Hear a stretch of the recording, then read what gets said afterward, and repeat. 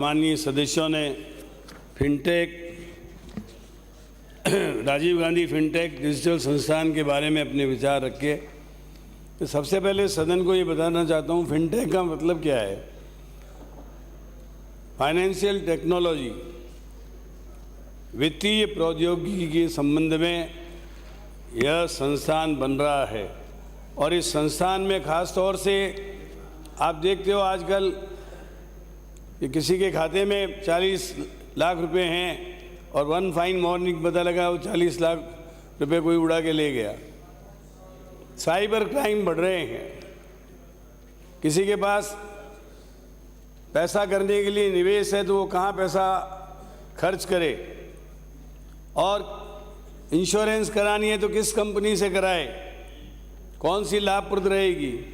निवेश के लिए अलग अलग प्रकार के ऑप्शन सब लोगों के सामने हैं, लेकिन वो निवेश कहाँ पर करे, इन सब चीज़ों के लिए आजकल स्पेशलाइजेशन की ज़रूरत हो गई है। आर्टिफिशियल इंटेलिजेंस, साइबर क्राइम को रोकने के लिए हमको वित्तीय प्रौद्योगिकी की जानकारी होनी चाहिए। इसलिए विश्व स्तर का एक संस्थान हमारे सामने लाया जा रहा है। मैं इस अवसर पर कहना चाहूँगा कि वर्ष 2020-21 में 21-22 में 15वें वित्त आयोग ने ये सिफारिश की थी कि राज्यों में प्रौद्योगिकी के डेवलपमेंट के लिए, डिजिटल डेवलपमेंट के लिए डिजिटल यूनिवर्सिटी बने, और इसके लिए 2322 करोड़ रुपए का प्रावधान रखा। और राजस्थान को ये कहा गया कि आप 400 करोड़ रुपए की लागत से एक यूनिवर्सिटी बनाएं, हम आपको सहायता करेंगे। इस बीच में कोविड आ गया। कोविड आने के कारण 2 वर्ष हमारे उसमें चले गए और उसके बाद भारत सरकार ने योजना ख़त्म कर दी। तब हमारे माननीय मुख्यमंत्री जी ने ये उचित समझा कि ये कंसेप्ट अच्छा था, हमको स्टेट सेक्टर में ये यूनिवर्सिटी लानी है, और स्टेट सेक्टर में लाने के लिए उन्होंने इसकी शुरुआत की और बजट घोषणा की कि हम ये डिजिटल यूनिवर्सिटी बनाएंगे। लेकिन डिजिटल यूनिवर्सिटी का कंसेप्ट भी बहुत, एक तरीके से ये कहना चाहिए, आखेट कंसेप्ट था, प्रारंभिक कंसेप्ट था। एडवांस डिजिटल स्टडी के लिए ये ज़रूरी था कि हम इसको और बेहतर बनाएं, विश्व स्तर की बनाएं, जिसके लिए 400 करोड़ का बजट बढ़कर 672.45 करोड़ का बन गया।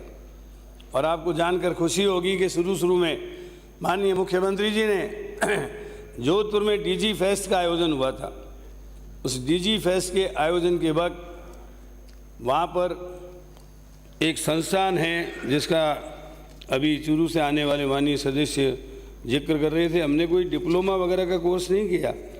National institute for smart government, इससे MOU करके 6 दिन का एक ट्रेनिंग प्रोग्राम DOIT के तरफ से चालू किया था, और उसके 6 दिन के ट्रेनिंग के प्रमाण पत्र बांटे थे। न तो कोई डिग्री बांटी, न कोई डिप्लोमा बांटा।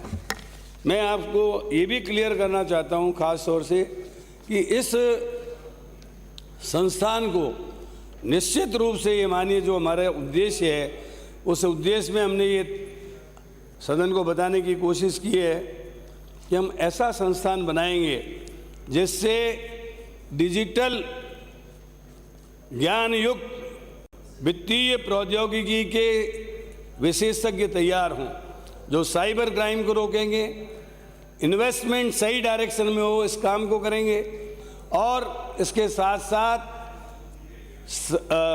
साइबर क्राइम को रोकने के लिए अलग अलग ब्लॉकचेन, आर्टिफिशियल इंटेलिजेंस, इसका अधिक से अधिक उपयोग हो, इसके बारे में ट्रेन करेंगे। 2 प्रकार के काम करेंगे।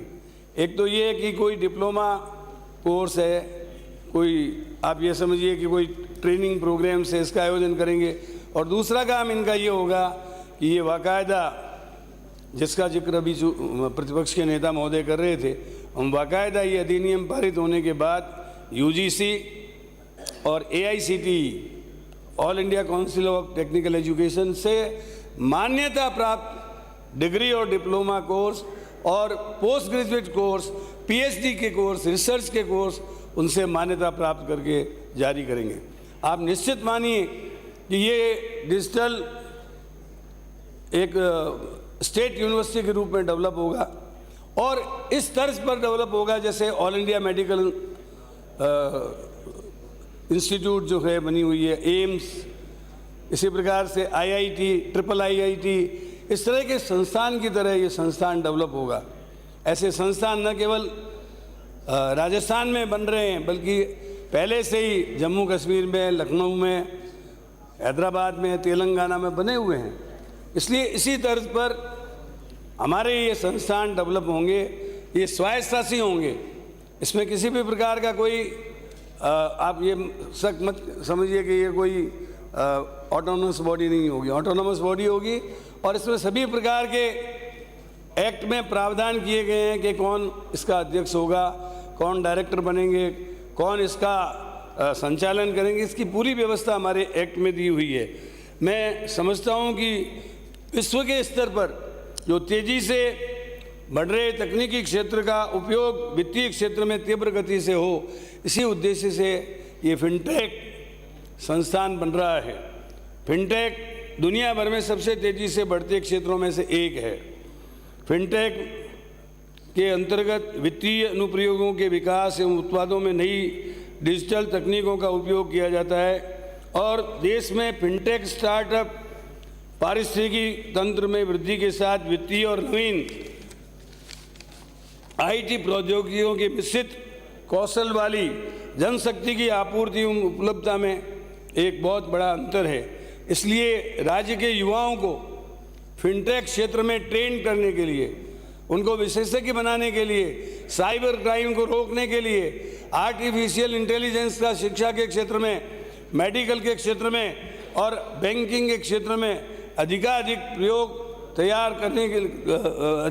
प्रयोग करने के लिए ही इस फिनटेक इंस्टीट्यूट का निर्माण किया जा रहा है। ये राजस्थान की विधानसभा के अधिनियम के अंतर्गत होगा और जैसा मैंने आपको बताया कि इस राजस्थान इस क्षेत्र में अग्रणी राज्य होगा। वो इसलिए होगा कि बाकी लोगों ने देखा कि केंद्र सरकार मदद देगी तब हम इसको बनाएंगे, वो पीछे रह गए। और हमारे माननीय मुख्यमंत्री जी ने स्टेट सेक्टर में इसको चालू करके डिजिटल दुनिया में एक नया स्थान प्राप्त किया है। तो राजस्थान डिजिटल क्षेत्र में एक अग्रणी राज्य के रूप में विकसित होगा। इसके अलावा उद्योगों की ज़रूरत भी बदलती जा रही है। उद्योगों में कई परिवर्तन आ रहे हैं, स्टार्टअप नए नए आ रहे हैं। नए युवा जो हैं वो चाहते हैं कि हम कौन सा उद्योग लगाएं, कौन से उद्योग में उसको फ़ायदा है नहीं है, तो उसको स्टार्टअप के माध्यम से ट्रेन किया जाएगा। और वो जो व्यक्ति इस संस्थान में कोई भी डिग्री या डिप्लोमा लेगा उसके लिए वर्ल्ड लेवल का मार्केट होगा। वो केवल राजस्थान या देश में नहीं, पूरे विश्व में कहीं भी इस डिग्री को प्राप्त करके अपना रोज़गार प्राप्त कर सकेगा। अभी बहुत से माननीय सदस्यों ने कहा कि रोज़गार कहाँ से मिलेगा। आर्टिफिशियल इंटेलिजेंस की वैकेंसी निकालो, आपको आदमी नहीं मिलेंगे आज की तारीख में। साइबर क्राइम को रोकने के लिए कोई वैकेंसी निकालो तो आपको आदमी नहीं मिलेंगे। इसलिए ये संस्थान डिजिटल वर्ल्ड में एक नई क्रांति करेगा और इससे राजस्थान के जितने भी लोग ट्रेन होकर के जाएंगे, डिग्री या डिप्लोमा लेके जाएंगे, उसको तत्काल एम्प्लॉयमेंट मिलेगा। ये एक फिनिशिंग स्कूल की तरह कार्य करेगा। यहाँ डिजिटल एवं वित्तीय प्रौद्योगिकी डोमेन में प्रमाण पत्र कोर्सेज तथा डिप्लोमा कोर्सेज की सुविधा प्राप्त होगी। इसके साथ डिग्री और डिप्लोमा भी उनको दिए जाएंगे। यह संस्थान वित्त और प्रौद्योगिकी के डोमेन में मौजूदा अग्रणी उद्यमियों के साथ भी कोलैबोरेशन करेगा। कोलैबोरेशन इसलिए करेगा, आज मान लीजिए कोई उद्योगपति ये चाहे कि हमारे नाम से ये चेयर बनाए जो हम साइबर क्राइम को रोकने का काम करेंगे। हम एक ऐसी चेयर बनाना चाहते हैं जिसमें वो ये इंश्योरेंस के मामले में जो गड़बड़ हो रही है उसको रोकने के लिए हम कोई चेयर बनाना चाहते हैं, अथवा किसी भी प्रकार से वित्तीय प्रबंधन को कैसे कुशल बनाया जाए, इसके लिए यदि वो कोई चेयर बनाना चाहे तो बना सकेगा। इसके लिए और कोई भागीदारी का मतलब ये नहीं है कि वो वहाँ आकर के कोई इस पर कब्जा कर लेगा संस्थान पे। अब मैं जिन जिन माननीय सदस्यों ने अलग अलग अजमेर पूर्व से आने वाली माननीय सदस्या ने ये कहा कि राजस्थान में प्रौद्योगिकी के ऊपर डिजिटल डेवलपमेंट के लिए कुछ भी नहीं किया गया। मैं उनको, वैसे तो वो फिनटेक यूनिवर्सिटी के बारे में तो कम बोली, लेकिन चूंकि बोली हैं तो उनका जवाब देना मेरा धर्म बनता है। आपको जानकर आश्चर्य होगा कि राजस्थान के 23,000 स्कूलों में ICT क्लासेस शुरू हो गई हैं और इस वित्तीय वर्ष में 4,000 ICT क्लासेस शुरू हो जाएंगी। जहाँ तक हायर एजुकेशन के बारे में वो काफ़ी बातें बोली तो उसका जवाब राजेंद्र जी यादव जी ने दे दिया, लेकिन आपने अकादमिक स्वायत्तता की बात की। आप इस एक्ट को पढ़ लें, पूरी की पूरी एकेडमिक स्वायत्तता इस फिनटेक यूनिवर्सिटी के पदधारकों को मिलेगी। ये कोई सोसाइटी, आपने कहा कि जो भी संस्थान बन रहे हैं सोसाइटी के माध्यम से बन रहे हैं, सोसाइटी के माध्यम से नहीं बनी है। ये राजस्थान विधानसभा एक्ट पास कर रही है, इसके अंतर्गत ये फिनटेक संस्थान बन रहा है, इसलिए सोसाइटी की संस्था नहीं है। रामगंज मंडी से आने वाले माननीय सदस्य ने कहा देखने में अच्छा है, देखने में भी अच्छा है और क्रियान्विति में भी अच्छा है।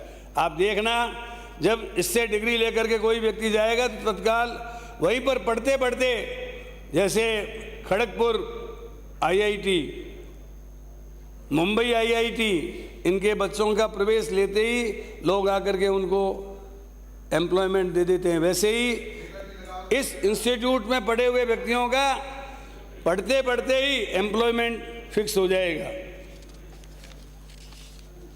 मावली से आने वाले माननीय सदस्य वैद्यराज जी ने, घोषणाएं नहीं है, इसमें 130 करोड़ रुपए अभी खर्च हो चुके हैं अब तक और 672.45 करोड़ का ये जो बजट है ना, ये यथासमय लागू होगा। और ये पहले निश्चित रूप से कोई संस्थान शुरू होता है तो उसके लिए भवन लेना पड़ता है, तो उसके लिए यूनिवर्सिटी का भवन लिया गया था, लेकिन अब 130 करोड़ का निर्माण हो चुका है और बहुत शीघ्र ये अपने भवन में शिफ्ट करने की हम कोशिश करेंगे।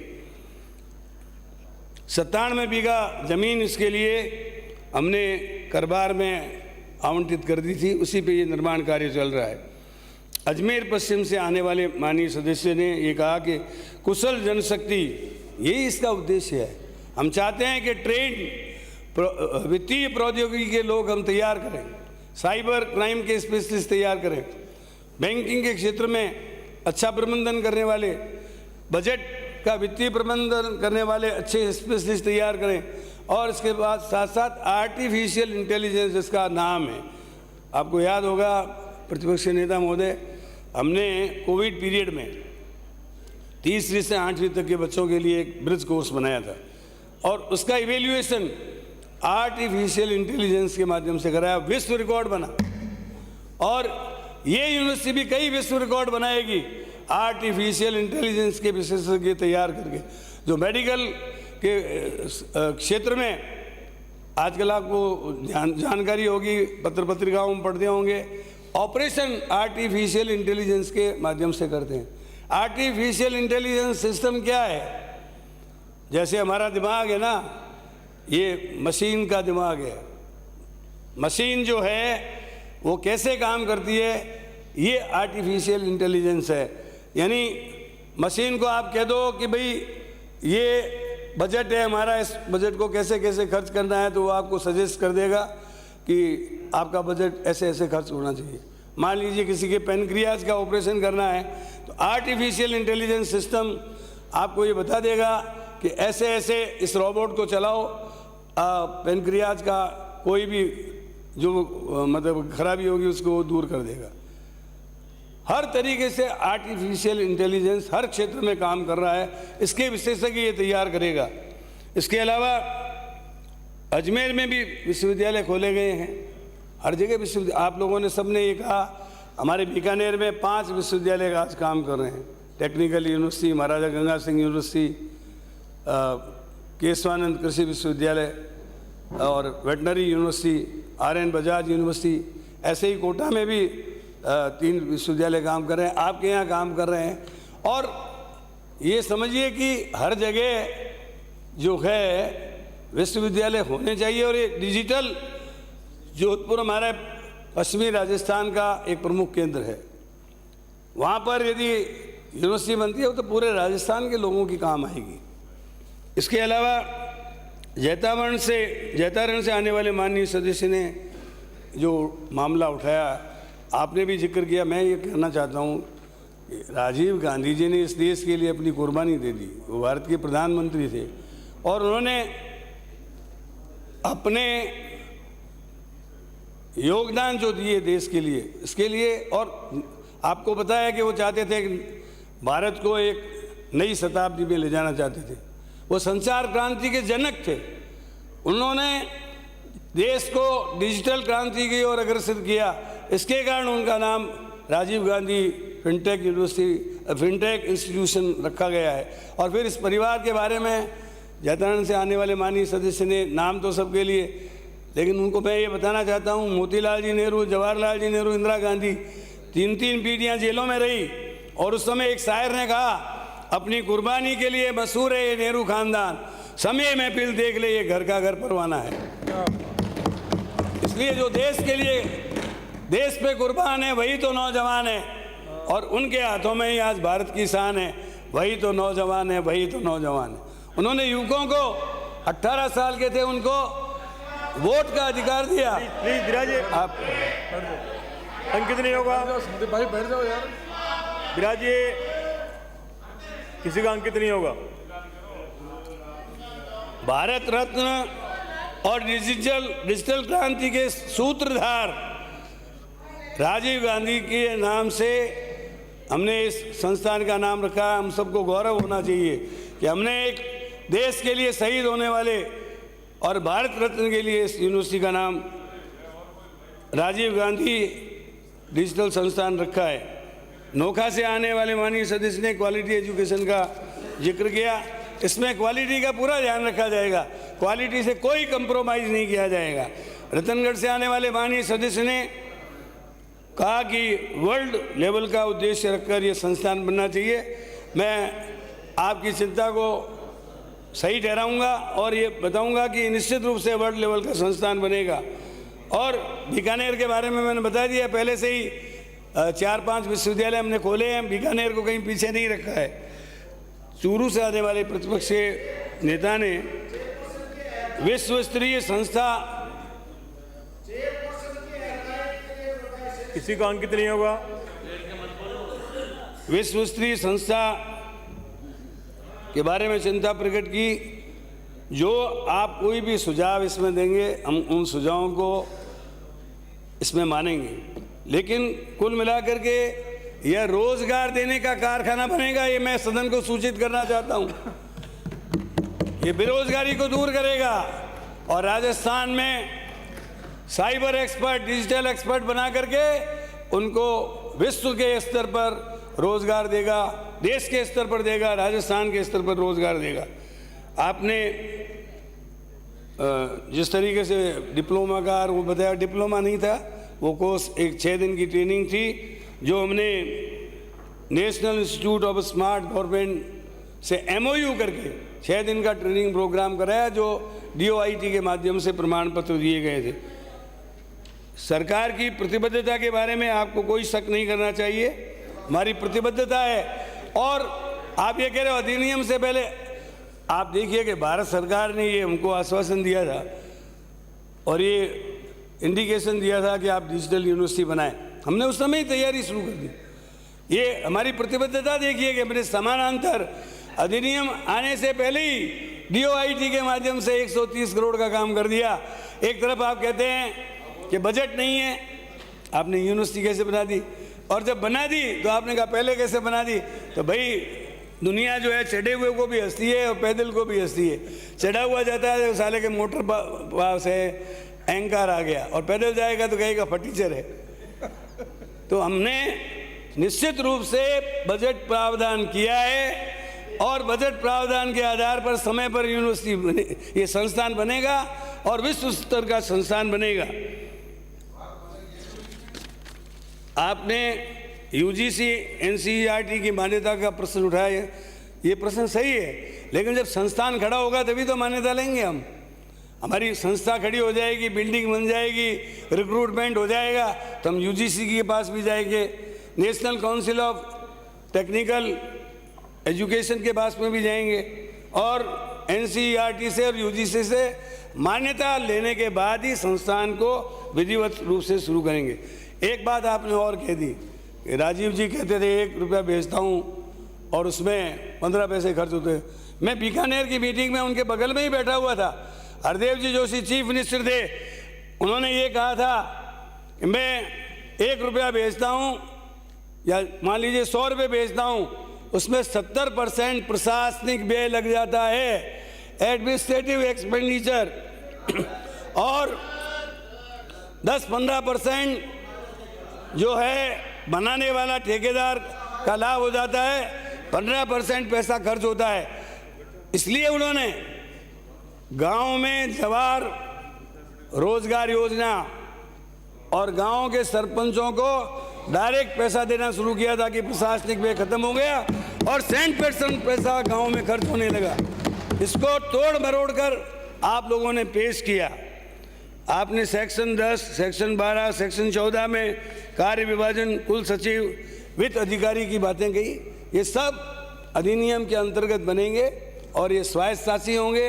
ये संस्थान जो है निश्चित रूप से मन में तो आप भी सोच रहे हो कि आने वाली पीढ़ी को ये रोजगार देने वाला संस्थान बनेगा। इसलिए मैं सभापति महोदय आपसे प्रार्थना करता हूँ कि जो संस्थान राजस्थान में वित्तीय प्रौद्योगिकी की एक कुशल टीम तैयार करके रोजगार परक और वित्तीय प्रबंधन के लिए बहुत ही श्रेष्ठ संस्थान के रूप में ये साबित होगा। इसलिए जनमत जानने का प्रस्ताव जो माननीय सदस्यों ने रखा है उसको मैं अस्वीकार करने की प्रार्थना करता हूँ। प्रश्न ये कि